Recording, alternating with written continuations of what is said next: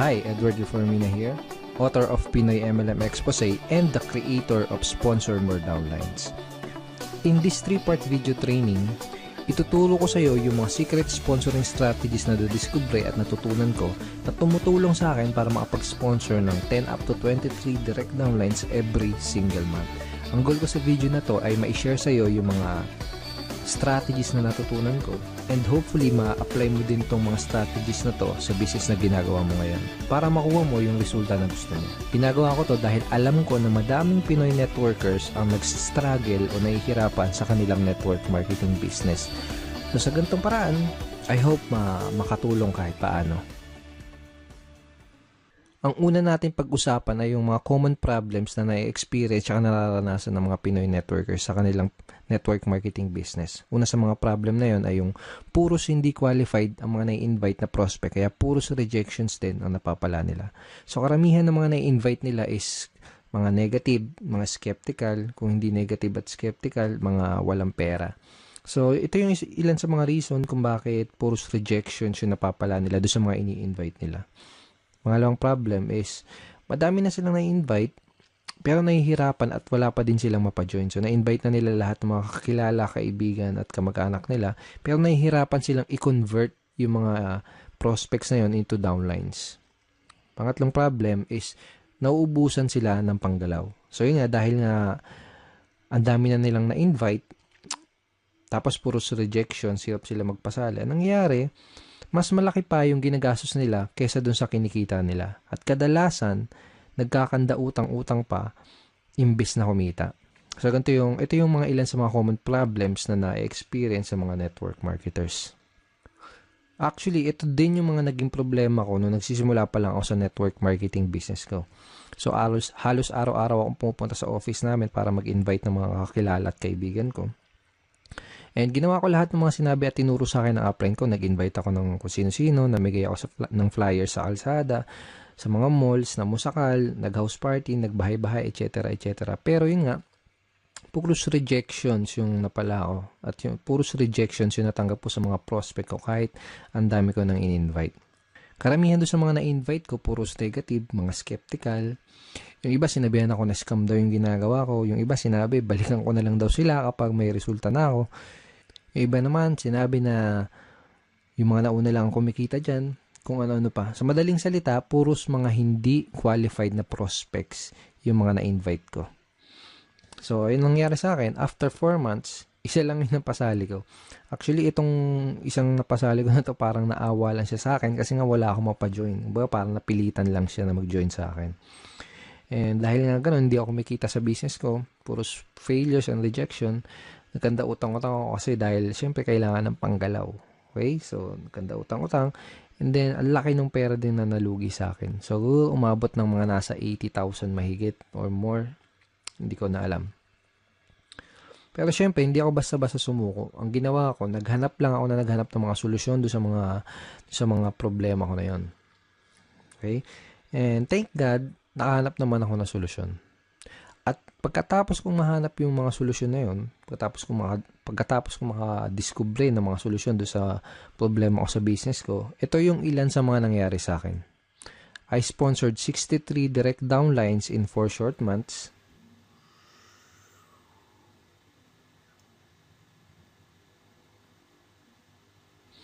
And consistently na din ako nakakapag-sponsor ng 10 up to 23 direct downlines every single month.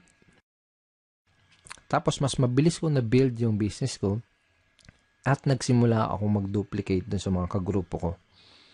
Okay? So, yung mga solutions na natutunan ko, yung mga solution na na-discover ko, yun yung mga pag-uusapan natin sa 3-part video training na to. Yung mga solusyon na yun yung mga matututunan mo sa video training series na to. Okay, so pag-usapan ulit natin yung typical scenario na nangyari sa mga network marketers. So, pumasok sila sa network marketing business nila, first time man or kung may past experience. Pero nangyari ganito, excited sila sa una, pump up sila. So, shinare kagad nila yung business nila sa mga kaibigan, sa mga kakilala, kamag-anak nila.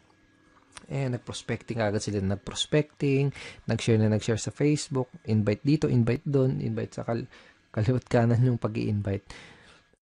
Tapos excited na excited sila and pump up sila dahil ang ine-expect nila is makuha na nila yung mga pangarap nila. Ine-expect nila is makuha na nila yung mga goals nila. Okay? Pero ang nangyayari, unfortunately, puros rejections, puros failures, at puros frustrations yung na sumasalubong sa kanila.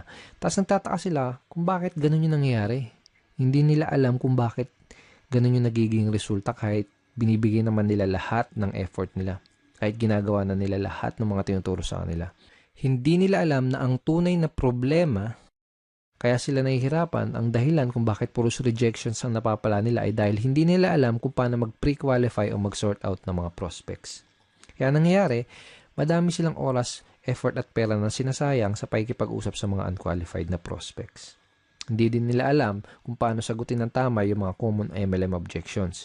Kaya kahit qualified na yung mga prospect na kausap nila, hindi pa din nila mapajoin dahil sa mga objections na hindi nila nasasagot ng tama. Okay? At hindi nila alam, karamihan, hindi nila alam kung paano mag-close effectively. Kaya kahit madami silang mga prospects na kinakausap, hirap pa din silang makapag-recruit. Bago ko ituro, bago ko i-share sa iyo yung mga solusyon sa mga problema na to, first, I would like you to imagine na nag-apply ka sa McDonald's. Sabihin natin, nag-apply ka sa McDonald's tapos natanggap ka sa trabaho. Pero ito yung scenario, wala kang kahit anong alam sa pagluluto, hindi ka pa nakapagprito kahit isang beses, hindi mo pa nagagawang magluto sa tanan ng buhay mo. Okay? Ngayon, ito yung tanong.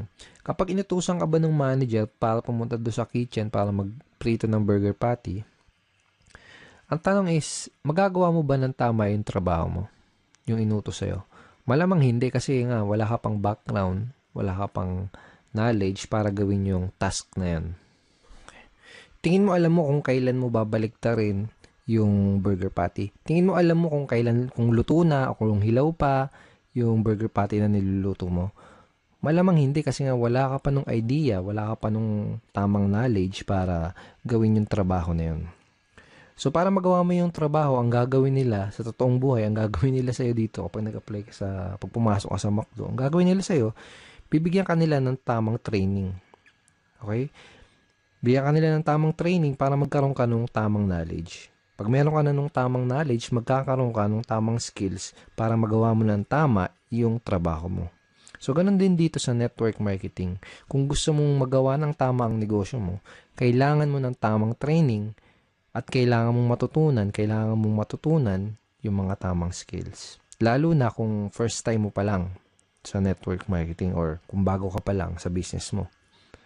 Ang solution dun sa mga pinag-usapan natin kaninang common network marketing problems is to acquire skills. Okay? Kasi kapag meron ka na ng mga tamang skills, tamang network marketing skills, yun yung magiging susi mo para maging successful ka sa network marketing business mo.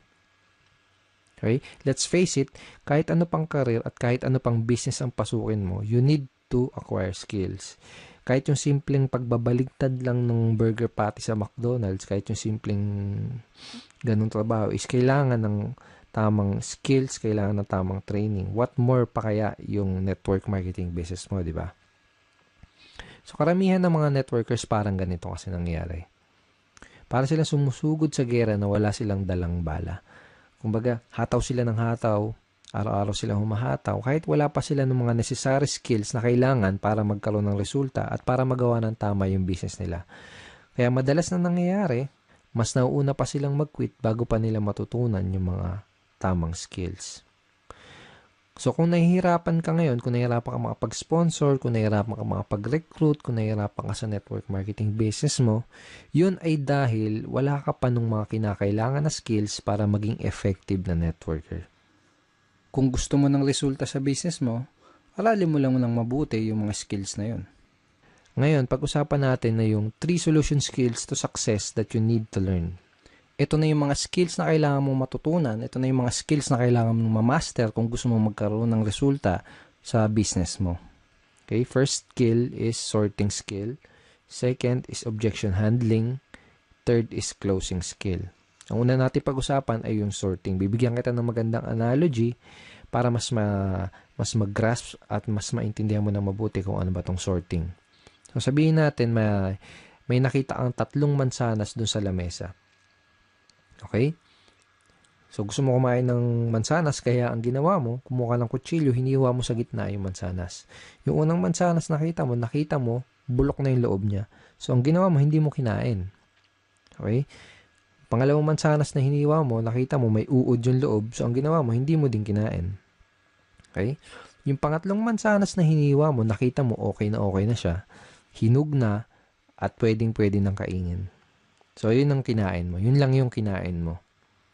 So, ang ginawa mo, hindi mo kinain yung naunang 2 mansanas kasi nalaman mo kaagad na hindi sila maganda kainin tsaka baka magkasakit ka pa. Okay? Ganun yung sorting. Pwede mong i-apply to sa network marketing business mo. Pwedeng sa simula pa lang, pwedeng sa una pa lang ay malaman mo na kaagad kung sino lang ba yung mga qualified dun sa lahat ng mga prospect na kinakausap mo. Para mag-i-invest ka lang ng oras, ng effort, tsaka ng pera mo doon sa mga qualified na prospect. Napaka-importante na matutunan mo ang skill na to kasi kapag marunong ka mag-sorting, hindi ka na mag-aaksaya ng oras, effort at pera para lang kausapin yung mga hindi qualified na prospects. Okay? Pag marunong ka mag-sorting, mas makakapag-save ka ng valuable time mo dahil ang mga kakausapin mo lang ay yung mga taong gustong makinig ng business presentation mo at ng mga sasabihin mo. Mas less din yung magiging rejection mo dahil masasala mo ng maigi yung mga makakausap mo at madadala mo sa opisina nyo. Ngayon, tatanungin kita, sinong mas gusto mong kausapin? Sinong mas gusto mong entertainin? Sino yung mas gusto mong dalhin sa opisina nyo? Yung mga taong walang idea sa pupuntahan nyo? Yung mga negative, mga skeptical, yung mga walang pang-invest? O yung mga qualified, open-minded at may mga desire maging successful na prospect na interesadong malaman ang opportunity mo. Okay? So, di na kailangan tanungin, di ba? You can easily sort your prospects by identifying the reason why. Madali mong masusort out yung mga prospects na kinakausap mo. Ang kailangan mo lang gawin is alamin mo kung mayroon ba silang sapat na reason why, kung ano ba yung reason why nila. Kung may maganda ba silang reason why para maging part ng business mo. Okay? So, sabihin natin may kinakausap kang prospect, may pinaprospect ka, o kaya sabihin natin may nag-inquire sa'yo sa mga advertisement mo, sa mga online post mo, sa mga post mo sa mga dyaryo, etc. Kung ano man yung ginagawa mong promotion. Ito yung mga ilan sa mga kailangan mong malaman para malaman mo kung qualified ba yung prospect na kinakausap mo. Okay? Bakit nila kailangan ng additional income? Bakit nila gustong maging successful? May problema ba silang gusto nilang masolusyonan? Bakit nila gustong magkaroon ng pagbabago at mas magandang buhay? Madali mong ma-identify yung mga reason why ng prospect mo by simply asking the right questions. This time, gusto kitang bigyan ng mga example questions, example lines na ginagamit ko para magawa kong malaman kung yung mga reason why ng prospect ko, para magawa kong malaman kung qualified ba yung prospect na kinakausap ko. So, sabihin natin na introduce mo na yung opportunity mo. Ito yung question na pwede mong itanong sa kanya para malaman mo kung ano yung reason why niya at para malaman mo kung qualified ba siya na prospect para sa business mo. Ito. Pwede mo bang sabihin bakit gusto mong magkaroon ng blank? Okay? So, sabihin natin, in-offer mo yung opportunity mo as a part-time business or home-based business, extra income o kung ano man. Ganito. Ganito sasabihin mo. Pwede mo bang sabihin bakit gusto mong magkaroon ng home-based business? Pwede mo bang sabihin bakit gusto mong magkaroon ng part-time income? Okay? Another example, another variation ng question na to, ito. Ano yung reason bakit ka interesado na magkaroon ng blank? Okay? Again, ilalagay mo doon sa blank kung paano mo ina-offer yung opportunity mo. For example, ano yung reason bakit ka interesado na magkaroon ng home-based business? Ano yung reason bakit ka interesado na magkaroon ng part-time income? Ano yung reason bakit ka interesado na magkaroon ng additional source of income? Malalaman mo kung qualified ba yung prospect na kinakausap mo base dun sa isasagot niya dito sa itatanong mo. Kapag tinanong mo sa prospect mo to, ganito yung pwedeng isagot niya sa'yo. Okay. So basically, this is a screenshot ng chat conversation ko with the prospect. Basically, may kinakausap akong prospect sa Facebook and gusto kong malaman kung qualified ba siya na prospect para sa business ko. Kaya tinanong ko, ito, bakit mo gustong magkaroon ng additional source of income? So, ang sinagot niya, first reason is family. Okay? And sinabi niya din na lumalaki na yung family ko. I have one daughter and incoming baby this May 2013. So basically, ang nangyari, sinabi niya sa akin yung reason why niya. Kung bakit niya gusto magkaroon ng additional source of income. Nalaman ko na qualified siya na prospect dahil meron siyang sapat at magandang reason why para gawin yung negosyo. Okay? Nalaman ko na kailangan niya ng dagdag na income kasi nga lumalaki na yung family niya. So, lumalaki na yung mga bills na babayaran niya, mga anak yung misis niya, etc. So, sa madaling salita, nalaman ko na qualified siya na prospect by simply asking these questions. Okay. Lahat ng prospect na kinakausap ko, inaalam ko muna ng maigi kung meron ba silang maganda o sapat na reason why. Doon ko kasi malalaman kung qualified ba sila na prospect o hindi. Alam ko kasi na kung wala silang mabibigay na magandang reason why or sapat na reason why, hindi rin sila mamomotivate na mag-take ng action. Hindi sila mamomotivate na mag-join, hindi sila mamomotivate na maglabas ng kapital. Baga wala silang sapat na reason why para magsimula ng isang network marketing business. Kung wala silang mabibigay sa akin na magandang reason why or sapat na reason why, hindi ako mag-aaksaya ng panahon para explainan pa sila, para dalhin pa sila sa office. That is how I sort my prospects and that is how I qualify my prospects. Okay, so possible scenario. Sabihin natin na tinanong mo na to sa tong questions na to sa prospect mo, pero sabihin natin ang nangyari ay hindi kagad siya nag-open up sa'yo. Sabihin natin na hindi niya kagad sinabi sa'yo yung reason why niya. Posible kasi na mangyari yon, lalo na kung kakikilala mo pa lang sa kanya o kaya hindi ka pa nakakapag-build ng rapport. Posible na kapag tinanong mo sa kanya tong questions na to, itong ano yung reason bakit ka interesado na magkaroon ng additional source of income, posible na yung isagot niya lang sa'yo ay parang yung mga wala lang. Gusto ko lang kumita ng additional income. Pwedeng ganon. So, walang sapat na reason why, di ba? O kaya naman, pwedeng ang isagot niya ay wala lang. Sino ba naman ang ayaw kumita ng additional income? Parang ganon. So, wala ding sapat na reason why. Ang questions na pwede mong itanong do sa prospect mo para magawa mong mag-open up siya sa'yo at para magawa mong ma-identify yung reason why niya ay itong mga questions na to. Ito, sabihin natin na kumikita ka na ng part-time income, magkano ang gusto mong kitain on a monthly basis? O kaya magkano ang gusto mong kitain na additional income per month? Parang ganun. Kapag tinanong mo sa prospect mo to, gagawin niya is magbibigay siya sa'yo ng figures. Usually, sasabihin nila ng prospect is 10,000 per month, 20,000 per month, 50,000 per month, or 100,000 per month. Iba-iba.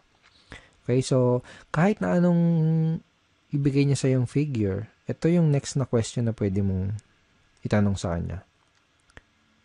Ito, kapag kumikita ka na ng blank, kung magkano yung binigay niya sa yung income na gusto nilang kitain, kapag kumikita ka na ng 20,000 na monthly income, ano yung pinakamalaking maitutulong nun para sa'yo? O kaya, ano yung pinakamalaking maitutulong nun para sa'yo at sa pamilya mo? By this time, kailangan may maibigay na sa yung magandang reason why yung prospect mo para malaman mo at matansya mo kung qualified ba siya na prospect o hindi para sa business mo. So, I will show you another example. So, basically, may kinakausap ulit akong prospect via Facebook chat. And by the way, napakita ko sa yung mga example is Facebook chat, pero obviously, dapat gamitin mo din to sa face-to-face or one-on-one or table talk conversation. Okay? So, again, may kinakausap ako na prospect via chat. Tinanong ko siya kung ano yung reason bakit niya gusto magkaroon ng additional income pero wala siya nabigay sa akin na magandang reason why. Hindi kagad siya nag-open up sa akin. So, ang ginawa ko, tinanong ko kung magkano ba yung additional income na gusto niyang kitain on a monthly basis. Ang sinagot niya sa akin, 10,000 per month. Kaya tinanong ko sa kanya itong question na to. Okay, sabihin natin na kumikita ka na ng 10,000 na monthly income. Ano yung pinakamalaki maitutulong nun para sa'yo? Ang sinagot niya, sa pag-aaral po, pang-araw-araw na gastos sa bahay. And sabi niya, nakikitira lang po kasi ako sa kamag-anak ko. So by asking this simple question, napakasimpleng question lang naman, di ba? Pero very, very powerful in terms of identifying your prospects reason why. And very powerful para magawa mong mag-open up sa'yo yung prospect mo. So, by asking this simple question, nagawa kong mag-open up yung prospect at nalaman ko na qualified pala siya dahil may maganda at sapat na reason why pala siya para gawin yung business. So, pag alam mo na yung reason why ng prospect mo, pwede ka na mag-move on dun sa next step, which is to introduce him or her dun sa business opportunity na ina-offer mo. So, kapag alam mo na yung reason why ng prospect mo, kapag alam mo na yung gusto niyang monthly income na kitain, ito yung line na pwede mong gamitin para madali mong ma-invite yung prospect mo doon sa inyong business opportunity meeting or BOM, sa inyong seminar or online video, kung ano man. Depende sa company nyo. Every company, iba-iba yung sistema nila. Okay, so ito yung line na pwede mong gamitin. Kung may maipapakita ako sa yung paraan na pwede kang kumita ng blank per month doing part-time para their why, isisingit mo dyan yung reason why na sinabi sa'yo ng prospect mo. Willing ka bang tignan kung ano yun? So, for example, kung may mapapakita ako sa yung paraan na pwede kang kumita ng 20,000 per month na income doing part-time para magawa mong matulungan yung asawa mo sa mga gastusin nyo or para magawa mong mabayaran lahat ng mga pagkakautang nyo or para makatulong ka sa mga magulang mo, willing ka bang tignan kung ano yun? Kapag tinanong mo sa prospect mo tong question na to, ano sa tingin mo yung isasagot niya sa'yo? Tingin mo sasagutin ka niya ng hindi ako willing tignan yan. Wala akong time. Ganun ba yung sasagot niya? Most likely, ang sasagot niya sa'yo is positive answer. Ang pwedeng isagot sa'yo ng prospect mo ay tulad ng, sige, willing akong tignan kung ano yan. O kaya, mukhang okay yan ah. Ano ba yan? Sige, willing akong tignan kung ano yan. Para mga ganun. So, this is a very effective line na pwede mong gamitin para madali mong ma-invite yung prospect mo dun sa opportunity meeting nyo. Napaka-effective nitong line na to dahil ginamit mo yung reason why ng prospect mo dun sa invitation mo. Ngayon, pag-usapan natin kung ano yung mga pwede mong gawin para mapakinabangan mo na maigi yung mga tinuro ko sa'yo dito sa video na to.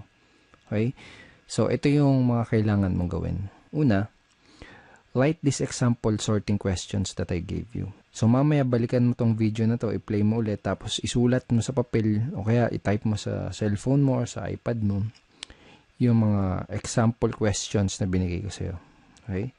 Second, read this line ng paulit-ulit and try to internalize them. Okay? So, wag mo kabisaduhin. Okay? Mas maganda kung ma-internalize mo siya. Mas maganda kung mas maintindihan mo kung ano yung reason bakit mo siya tinatanong. Basta, tandaan mo, yung mga example questions na binigay ko sa'yo, ang goal mo, kaya mo gagamitin yung mga example questions na yun, ay para ma-qualify mo yung prospect mo at para malaman mo yung reason why nila. Okay? Pangatlo, start asking these sorting questions to your prospect. So, kung may kakausapin ka na prospect mamaya, bukas o sa isang araw, start using these questions. Simulan mong gamitin at itanong yung mga question na yon sa mga prospect na makakausap mo para magawa mong masort yung mga kinakausap mo na prospect at para malaman mo kaagad kung qualified ba sila o hindi sa business mo. Pag ginawa mo yun, mas makakapag-save ka ng time, ng effort, tsaka ng pera mo. Okay? So, thank you so much for watching this video. I hope madami ka natutunan din sa training video number 1. In training video number 2, pag-uusapan natin na yung some of the biggest misconceptions ng mga networkers. Ito yung mga maling akala ng mga networkers na pumipigil sa kanila para magkaroon ng resulta. Pag-uusapan din natin sa training video number 2, kung paano mo sasagutin yung mga common MLM objections. Bibigyan din kita ng free PDF script na magagamit mo sa pagsagot nitong 3 objections na to. So, don't forget to check your email for training video number 2. Ipapadala ko sa iyo yung link ng video number 2 sa isang araw. Hindi bukas, sa isang araw. Okay, sa baba ng video na to, may makikita kang like and share button. Huwag mong kalilimutan na i-click yung like and huwag mo din kalilimutan na i-share tong video na to. And pwede ka rin mag-comment sa baba. Kung may gusto kong itanong, pwede mo rin i-type yon sa comment box below. And I will try my best na sagutin yung question mo. Again, thank you so much for watching this video and see you in video number 2.